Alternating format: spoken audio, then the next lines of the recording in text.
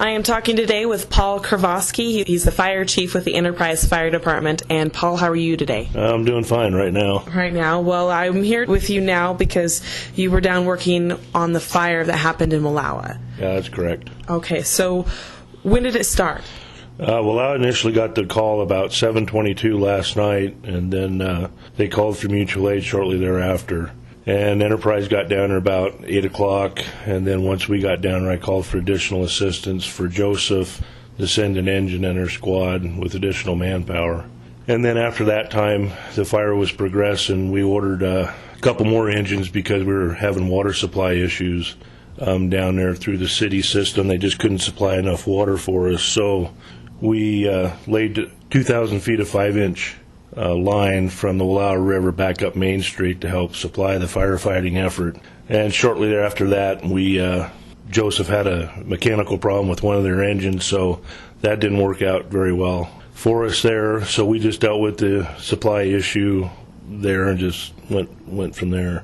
Okay, so you have any idea how the fire started? Well, we're leaning towards wiring in the basement from some of the interviews that we conducted, and it started on the east wall of the basement, kind of right underneath the bar area of Bon Ton. Okay, the Bon Ton Saloon. Okay, so how are the other businesses looking? The other businesses suffered on both sides, a lot of water damage and smoke damage.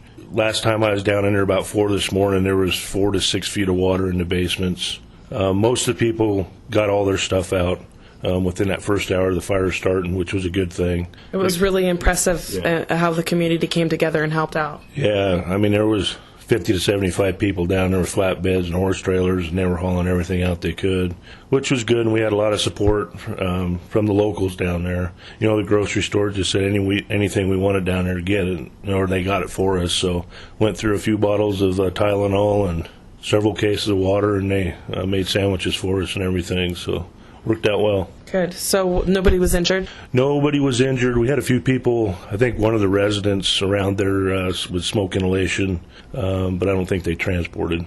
Okay, so there was no injuries in the fire, and things are still kind of under investigation, and people will probably be filing insurance claims. Yeah, that's right. You know, the unfortunate part is it was 5 hours initially from the time we got there till the time we seen the flames. It was a very stubborn fire. It's one of the most stubborn fires I've ever been on. So we got Elwayne's excavator in and started tearing around the back end of it and got it opened up, which helped a lot until the excavator fell through into the basement. Did you get that out? Yeah. Took Elwayne a couple more hours. He had to go get another excavator, but he got it out and everything's okay. But that really helped a lot. It's unfortunate we had to do that, but it's part of the evils that we had to do because we just couldn't get to it. We couldn't find it. It was in the walls. It was very difficult. It was very smoky. I never did. I had gone down and looked, and I never seen flames whatsoever. Yeah, it was very, very smoky. And you know, we got the guys down in the basement on the initial call, and it was just too dangerous for them.